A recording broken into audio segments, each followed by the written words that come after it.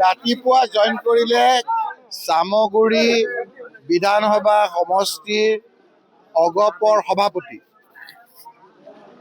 এতিয়া জইন কৰিলে বিজেপিৰ সমবায় সমিতিৰ এই অঞ্চলৰ প্ৰভাৱশালী নেতা সভাপতি মুক্তাৰে।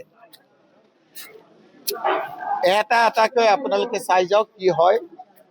অকল যে ইয়াতে হৈছে সেইটো নহয়, উজনিতো দেখিছে যে গৌৰৱ গগৈ ডাঙৰীয়া যেতিয়া গৈছে, অখিল গগৈ ডাঙৰীয়াৰ নমিনেশ্যনত কিমান হাজাৰ হাজাৰ মানুহ ওলাই আহিছে।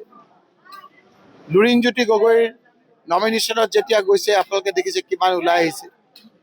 ইন্দ্ৰজিৎ পেগু আমাৰ যেতিয়া মাজুলীত নমিনেশ্যন দিবলৈ গৈছে, 6টা ঠাইত সভা সমিতি কৰিহে গৌৰৱ গগৈ ডাঙৰীয়া যাবলগীয়া হৈছে। যিবিলাক অঞ্চলত যোৱা কেইদিনমানৰ আগলৈকে ৰাইজ ওলাই আহিব খোজা নাছিল, আজিৰ দিনটোলৈকে ৰাইজে বাট চাই আছিল যে হিমন্ত বিশ্ব শৰ্মাৰ অত্যাচাৰত কেনেকৈ আমি তেখেতক মুখ্যমন্ত্ৰীৰ পৰা আঁতৰাব পাৰোঁ।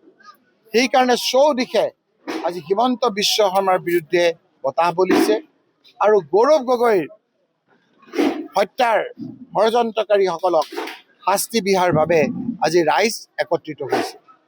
আজি আপোনাৰ যদি জুবিন গাৰ্গ জীৱিত থাকিলে আজি কংগ্ৰেছ আৰু আমি বিৰোধী পক্ষৰ একজোটে ইমান আপোনাৰ প্ৰচাৰ চলাব নালাগিলে।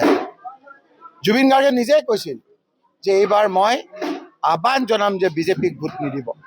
এই কথা মোৰ নহয়, এতিয়া বিজেপিৰ মই সেই কথাবিলাক তেওঁৰ জীৱিত কালত দেখা পোৱা নাছিলোঁ। কাৰণ জুবিন গাৰ্গৰ বুকুৰ বেদনা হ'ল যে বহু কষ্ট কৰি বিজেপিক আনিলে, কিন্তু এনেদৰে সমাজখন ভাগ ভাগ কৰি মানুহক যি অত্যাচাৰ কৰিছিল সেই কথা সহিব পৰা নাছিল আৰু সেইকাৰণে কৈছিল যে বিজেপিক ভোট নিদিব, এইবাৰ মই বিজেপিৰ বিৰুদ্ধে নামিম।